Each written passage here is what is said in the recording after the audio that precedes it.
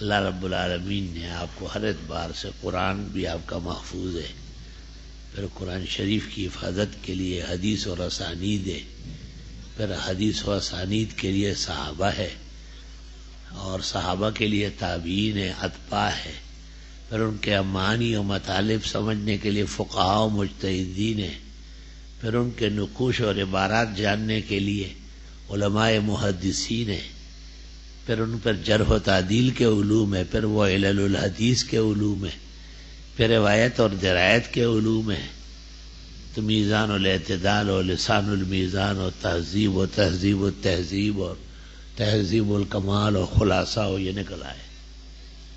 یہ سب انا نحن نزلنا الذکر و انا لہ لحافظون، صرف قرآن کی 3 لاکھ کے قریب تفاسیر ہیں.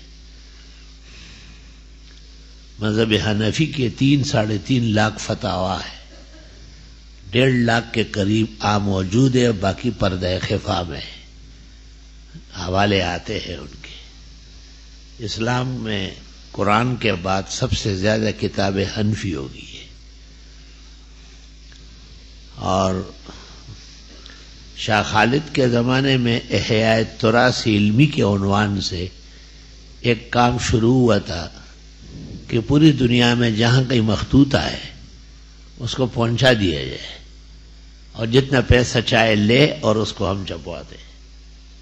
بہت کتابیں چھپ گئی، لیکن شاہ خالد کی خدمت میں یہ بات کہی گئی کہ 100 میں 75 کتابیں صرف احناف کی، 25 میں سارے تینوں ائمہ اور یہ بہت دوسرے بے معارف، ٹاپا چیر، مینڈک خور، یہ بھی کہیں کہیں ہوں گے. یہ ان کا نام اہل حدیث نہیں ہے، ان کا نام ظاہریہ ہے. کیا ہے؟ ظاہریہ. قدیم کتب میں اہل الحدیث تو ائمۃ الحدیث کو کہتے ہیں، جیسے بخاری ہے، مسلم ہے، ابو داؤد ہے، ترمذی ہے، نسائی، یہ اہل الحدیث ہے، ائمۃ الحدیث. اور شاہ خالد مرحوم کو اس طرح ڈرایا گیا کہ اس سے حنفیت اڑ جائے گی، اور چونکہ ہم نے حکومت احناف سے لی ہے، ترکیہ سے، لہذا حکومت کو خطرہ ہے. شاہ خالد نے کہا بند کرو بس. وہ فہرست شائع ہوئی ہے، مجھے دی ہے، جامع ام القرآن ہے، اس فہرست کو آپ دیکھیں ذرا. اس میں 75 صفحے حنفی کتب ہے، 30 یا 40 صفحوں میں حنابلہ ہے، 2-4 شافعی ہے، مالکی ہے، داؤد ظاہر کی کتاب ہے، ابن حزم کی ہے، مخطوط ہے.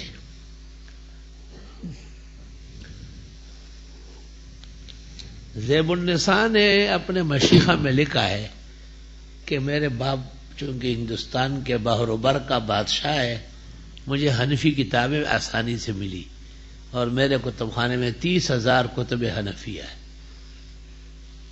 تو میں سمجھتا تھا کہ یہ بہت بڑی تعداد ہے. کوئٹہ میں ایک مجلس میں کہا، وہاں ایک مولوی بیٹھا ہوا تھا، بالکل خوار بدگار، شلوار ایک رنگ کی، قمیض دوسرے رنگ کی، پینسیش لے دے ہوئے. ہاں ویدا سے کار دے سے مجھے 3-4 مہینے کا خرچہ دیں گے آپ، 5,000 روپے مہینے.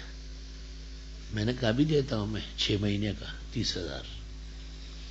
میں آپ کو 1.5 لاکھ سے 3 لاکھ تک فتاویٰ کے نام لکھ کے دوں گا.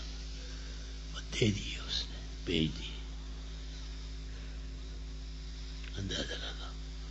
حیرت ہے کہ کوئٹہ میں نام عالم نہیں ہے، بلوچستان میں کوئی ملا نہیں، اور کوئٹہ، بغداد اور سمرقند سے زیادہ ذخیرہ کتب ہے.